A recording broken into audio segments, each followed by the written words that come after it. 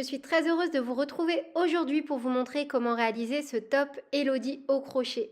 C'est un modèle super facile, super rapide et très économique. La fiche en format PDF est disponible dans la description de cette vidéo ou sur lecrochetdeplume.com. Je vous laisse faire pause au niveau du kit détail pour noter toutes les dimensions qui vous intéressent et on démarre tout de suite avec le tutoriel. Pour réaliser mon top au crochet, j'ai utilisé le fil émis de chez Loupation. Ce sont des pelotes de 50 grammes pour environ 85 mètres, 100% coton. Au niveau du crochet, je vais utiliser un crochet taille numéro 5. La fiche de réalisation est disponible en PDF dans la description de cette vidéo.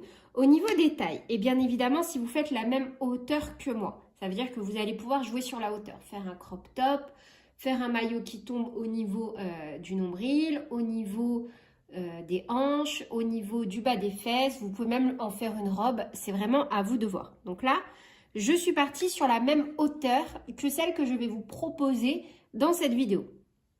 Pour une taille XS, il vous faudra 3 pelotes.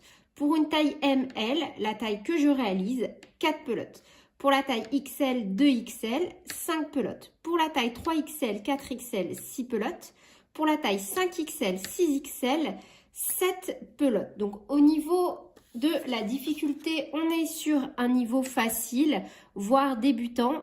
Au niveau de la technique, on va utiliser des mailles serrées, des demi-brides, des mailles coulées.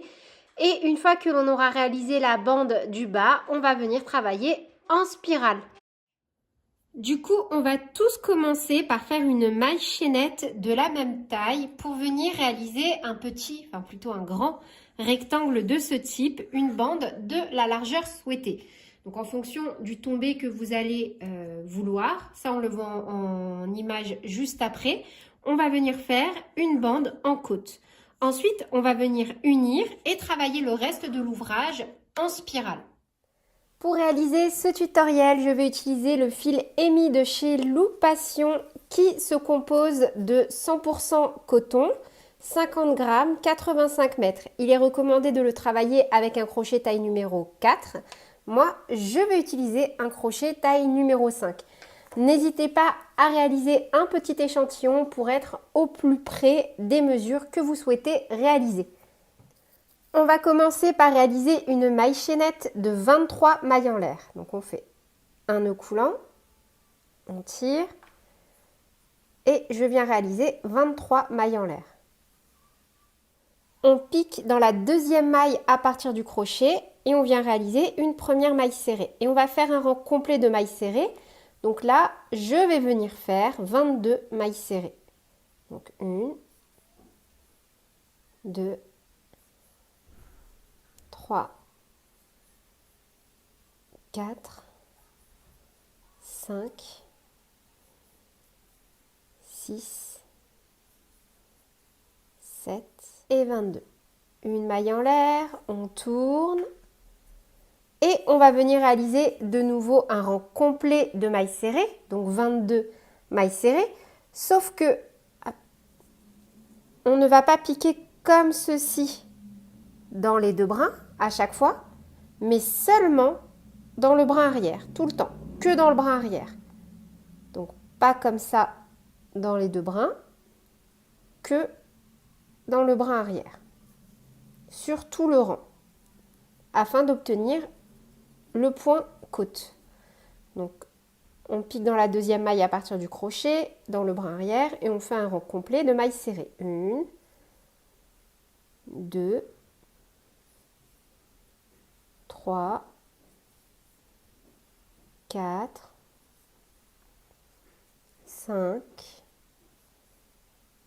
6, 7 et 22.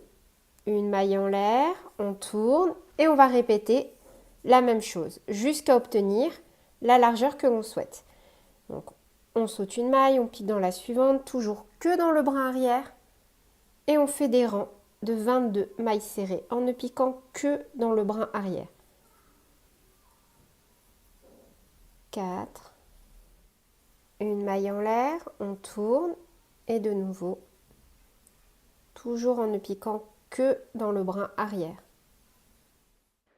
On va juste faire attention à faire un nombre de rangs pair et on va réaliser donc une bande, donc pour ma part 56 cm pour une taille M, qui fasse le tour de la zone que l'on souhaite. Une fois que vous avez réalisé la bande que vous souhaitez, vous devez être en mesure, en tendant, vu qu'il s'agit d'un point souple, d'un point de côte, d'unir vos deux parties. Donc là, soi-disant, mon mannequin, c'est d'un taille 38. Je suis un peu perplexe, je dirais plutôt que c'est un petit 36 quand même, hein, parce qu'il m'arrive de lui mettre des vêtements enfin, de faire des vêtements au crochet dessus. Et quand je les porte sur moi, c'est un petit peu étriqué. Donc voilà, je pense que c'est pas vraiment un taille 38, mais plutôt un tout petit 36. Enfin voilà, tout ça pour dire que si vous souhaitez donc porter en... c'est pas vraiment un crop top, c'est un top. Mais si vous voulez le porter plus haut, il faut que la bande puisse être fermée à l'endroit où votre maillot va s'arrêter. On va appeler ça un maillot. Si par exemple vous voulez faire un maillot qui tombe au niveau des hanches, vous voyez, c'est hanches taille 38. Je les mesurerai pour vous dire si vous pensez vraiment que c'est un taille 38. Moi, je trouve pas du tout. Passons. Du coup, si vous souhaitez que votre top maillot tombe sur vos hanches, il faut que votre bande fasse le tour de vos hanches. Si vous voulez que ça fasse le tour de votre taille, comme là, il faut que cette bande puisse faire le tour de votre taille et que quand vous fermiez, vous voyez qu'il n'y ait pas d'espace, quoi. Voilà, donc une fois que vous avez ce résultat-là, on va passer à la partie des mailles coulées ici, puis on va repartir sur le haut. Pour réaliser les mailles coulées, puisque l'on a fait un nombre pair au niveau des rangs, on va venir se mettre sur des bandes pleines. À chaque fois, une bande correspond à 2 rangs. Là, on a 2 rangs, 4, 6, 8, 10. Et de l'autre côté, c'est pareil. On va faire. Donc, moi, j'ai déjà fait ma maille en l'air. Je la retire. Hop. Une maille en l'air. On pique dans les 2 brins. Et en face, idem, on pique dans les 2 brins, comme ceci. Et on fait des mailles coulées. Alors juste, on va rester très très souple sur les mailles coulées. On ne va pas serrer. Donc normalement, on est censé en faire 23. Donc 22, pardon. 2, 3 et 22. Alors, moi, je vais venir mettre mon petit anneau marqueur pour vous montrer la suite. Hop, on tourne. Et donc ça, c'est la partie endroit de notre ouvrage. Donc là, on a l'envers où on a fait les mailles coulées. Et là, on a l'endroit. On va venir donc crocheter maintenant en circulaire. Et pour réaliser le premier rang, on va venir réaliser à chaque fois directement une demi-bride dans chaque rang. Par exemple, si vous avez fait 120 rangs, vous allez devoir faire 120 demi-brides. Si vous avez fait 180 rangs, vous allez devoir faire 180 demi-brides, etc., etc. On va faire une demi-bride dans chaque rang que l'on a réalisé. Donc, hop. Donc là, dans cette configuration-là, on se retrouve directement au milieu d'un rang. Vous voyez, là, on a un rang, enfin, au milieu d'une bande, pardon, de notre point côte. Donc là, on a une bande, là, on a une deuxième. Un rang, 2 rangs. Et là, on va venir piquer directement dans le deuxième. Donc, on monte, on fait une maille en l'air, un jeté, on pique directement et on fait une demi-bride. On marque notre première maille parce qu'on va venir crocheter en spirale. Donc, là, on a de nouveau une bande, on a un rang, 2 rangs. On pique dans un rang, on fait une demi-bride et on pique dans le rang à côté et on fait une demi-bride.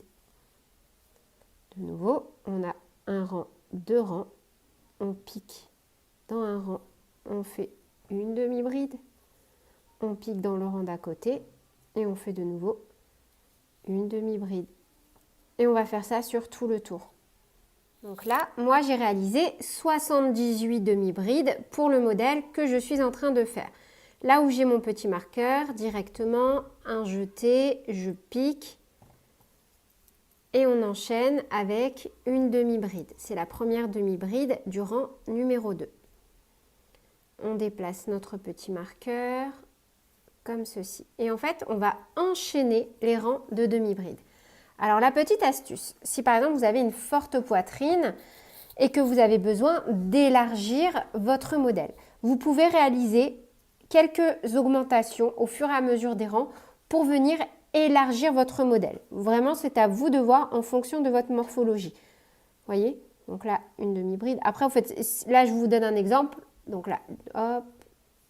Moi, sur mon modèle, je ne vais pas faire d'augmentation. Mais si par exemple là, vous devez en faire une, vous faites une deuxième demi-bride au même endroit, vous continuez, tac, tac, tac, et vous augmentez. Moi, je vous recommande, si vous faites des augmentations, d'en faire pas plus de 2 par rang et surtout de vraiment les dispatcher. Ça veut dire si par exemple vous en faites 2 là, faites-en 2 de l'autre côté et après au rang suivant, faites-en 2 plutôt là et après ici, afin de garder vraiment une harmonie quand vous allez monter dans votre ouvrage. Donc là, moi, je retire, je n'ai pas besoin de faire d'augmentation.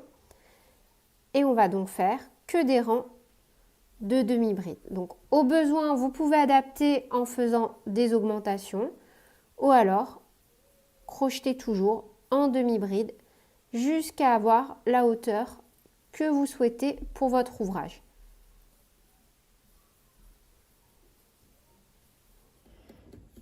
Donc là, moi, j'ai réalisé environ 38,5 cm de hauteur au total, donc de là, du bas, jusqu'en haut. Vous faites comme vous voulez. Et pour le dernier rang, on va venir faire simplement un rang de mailles serrées.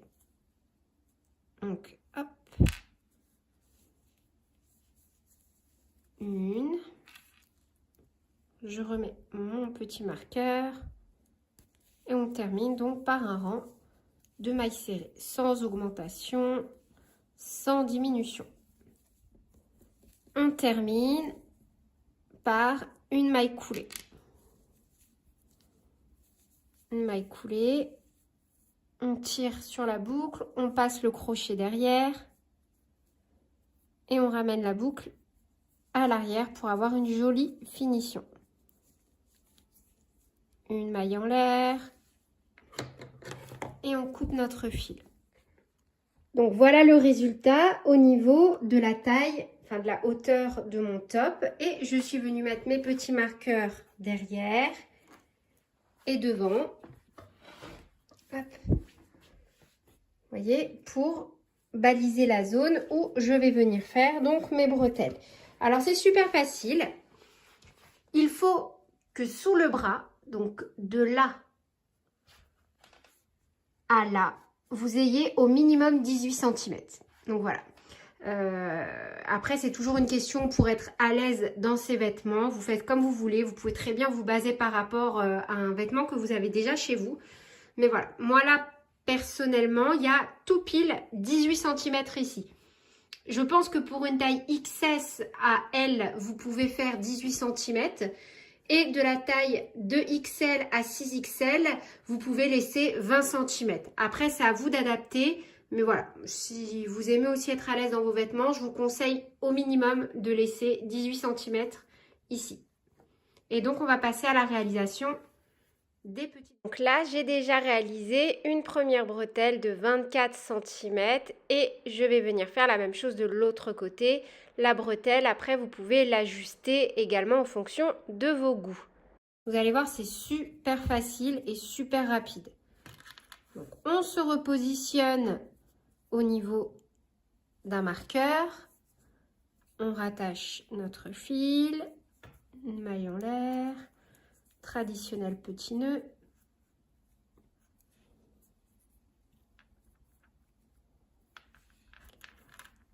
Et on vient déjà faire 4 mailles serrées. Donc au même endroit où on a rattaché notre fil, on pique dans les deux brins et on piquera à chaque fois dans les deux brins. Et on fait 4 mailles serrées.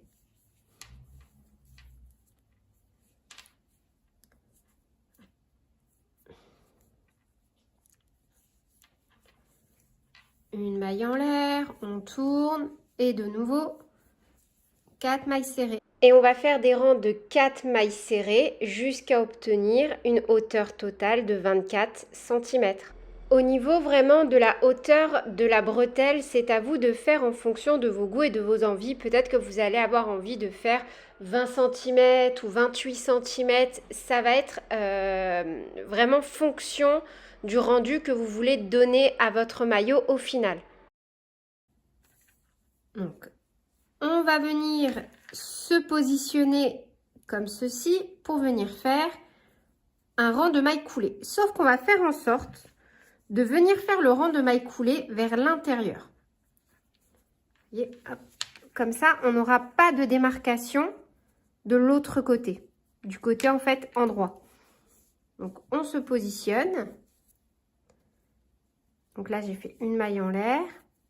On vient réaliser donc 4 mailles coulées. Hop.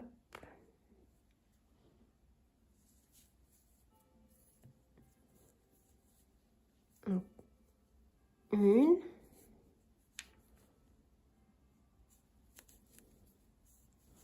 2,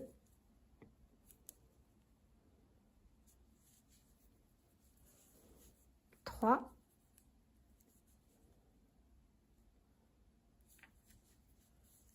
4. Une maille en l'air, on tire, on coupe et on n'a plus qu'à venir cacher nos fils. Et voilà, c'est tout pour le résultat. J'espère que cette vidéo vous aura plu. N'hésitez surtout pas à me dire en commentaire ce que vous en avez pensé et bien sûr à me partager toutes vos magnifiques créations sur mes réseaux sociaux, Facebook, Instagram ou par mail. Bisous!